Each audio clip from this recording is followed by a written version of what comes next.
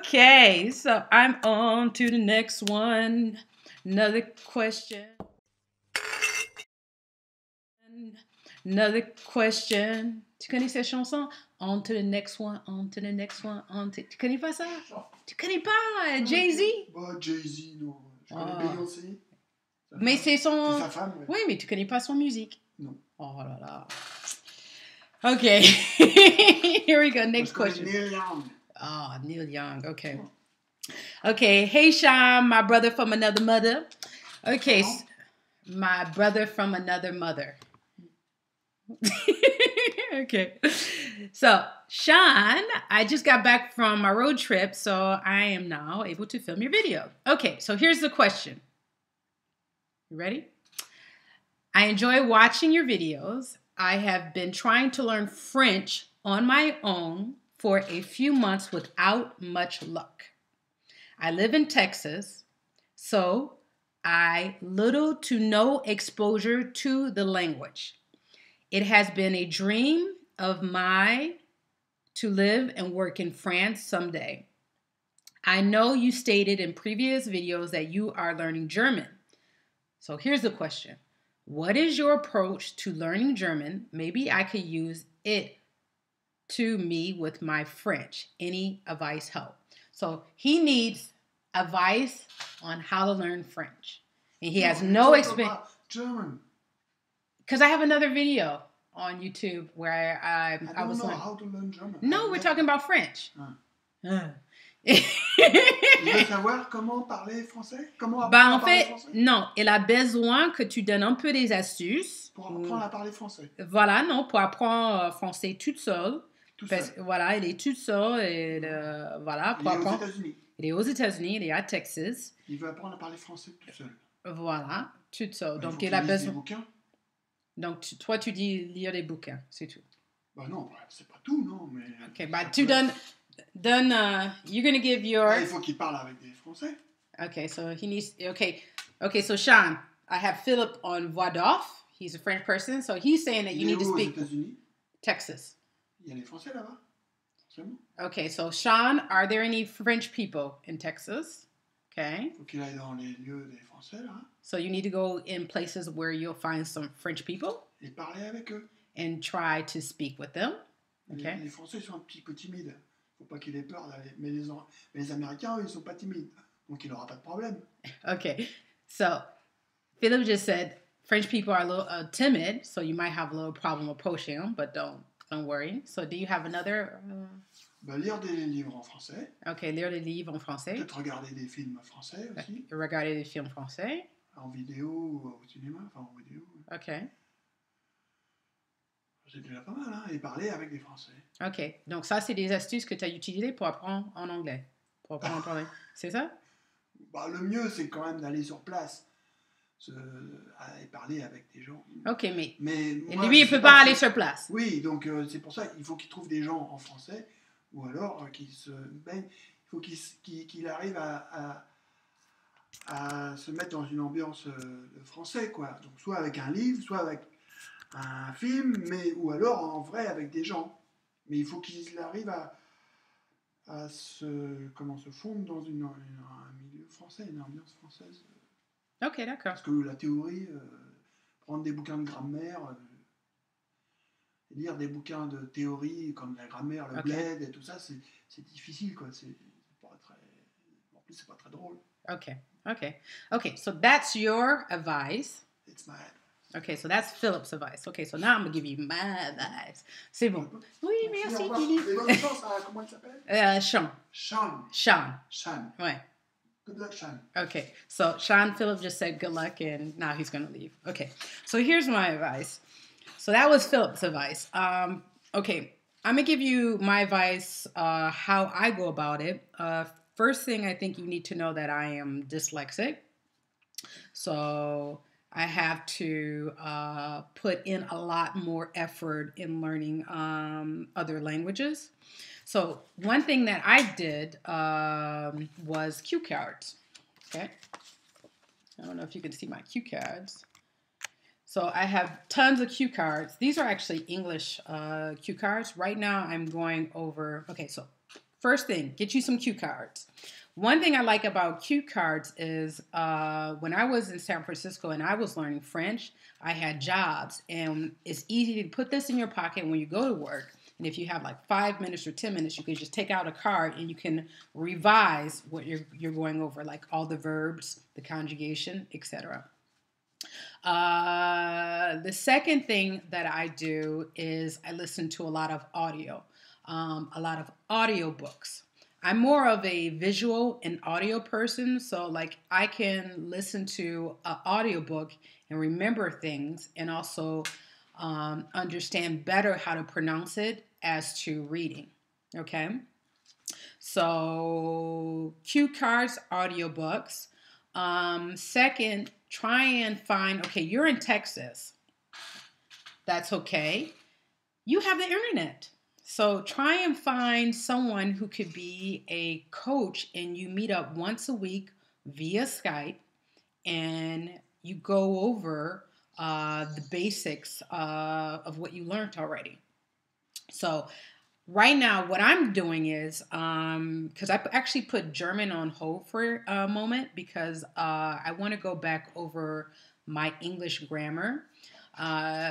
I notice as I'm getting older, I want to eventually write a book. So I noticed that my grammar in English is very poor, and it's always been poor, even middle school and high school, and I excelled in everything else, art, mathematics, no problem, but reading English was always a difficulty for me. So I decided that I wanted to improve on my English. So what I got was I have a writing coach. And so once a week, I have to write a blog post, and I have my writing coach on Friday, and we meet for an hour on Skype. So I actually have 2 writing coaches because I'm coming from a teacher's point of view, because I teach also as well. Each teacher or coach, they have different techniques to go about certain things. And so for me to achieve my goal, which is I started in February of this year with my writing coach, and I want my grammar, everything to be nickel by, let's say, by June. So one week I'll meet on Friday with one writing coach, and then next week I'll meet with a different writing coach. So I get a perspective from 2 different people's writing styles, okay? So how you can apply that to you is the same thing. Like once a week, or maybe on Friday or whatever day you're available, have a person where you can speak to, and you can just go through basic conversational French via Skype or Google Hangouts. But do not meet with the same person every week. Switch it up. Why? Because you need to learn dialects. France, like in the United States, if you go to one city, like if you go from California to New York to Texas, you're going to hear a lot of different dialects. So you need to train your ear on the different dialects, okay? Also, when you're meeting with these like French coach, you want them to also to go over a dictation. Well, the dictations I think you can do without a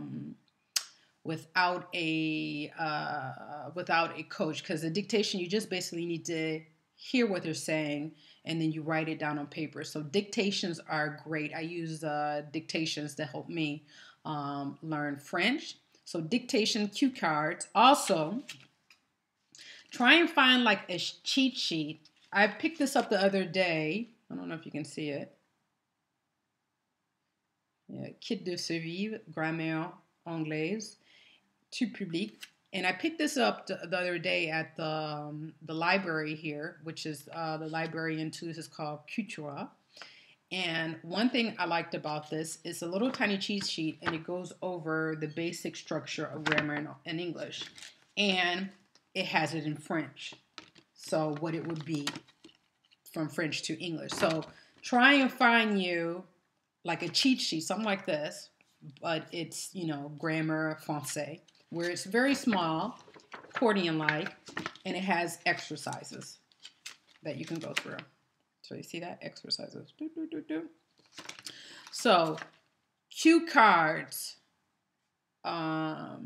cheat sheet, find you a coach on Skype. There's this website called,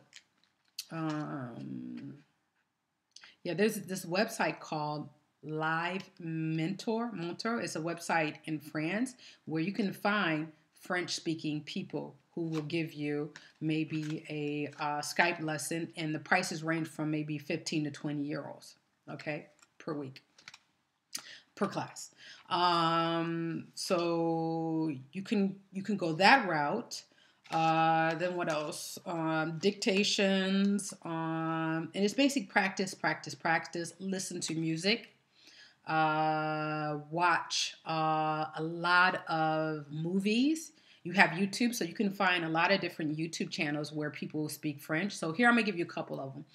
I love watching Hugo, tout seul, Norman fait des vidéos. These are YouTube channels of French young comedians, and they do sketches, so you can watch those. So Norman fait des vidéos. No, Hugo, tout seul, Norman fait des vidéos. There's also Cyprien. There are tons of different channels that you can follow on YouTube and just watch once a week and to see if the language starts to click. So that, you know, go that route. And then also, I would advise you to maybe go back over the basic grammar in English. Why? Because by me going back over the basic grammar in English, I'm able to improve also my writing in French. And a lot of things make sense, like, you know, coordinating conjunction, subordinating conjunction, you know, basic things like that can actually help you in French and how to use them. Like coordinating conjunctions, they're called mots de liaison. So in French, and then once you understand this, how you use them and when you should use them, that can actually help you when you learn another language. So to have a good understanding of grammar in your own language, I think is very important to learning another language. So learn the 8 parts of speech. So what's the 8th part to speech in English? So it's verb, pronoun, noun, adjective, adverb, conjunction, interjection, prepositions, and learn each. Okay, when do you use a preposition? What is a preposition? Okay, when do you use an adjective? What is an adverb? How do you use an adverb? What does that adverb modify? So learn, go back over the basics, and you will find those same 8 parts of speech in French, and then how you will use it, and then also use it. And also, too, one thing is really important, which is the past perfect, the pluperfect, the past continuous in English. That will help you a lot if you get that down packed. That will help you also in French. Okay, so I hope I answered your question, Sean, and I will talk to you soon. Take care.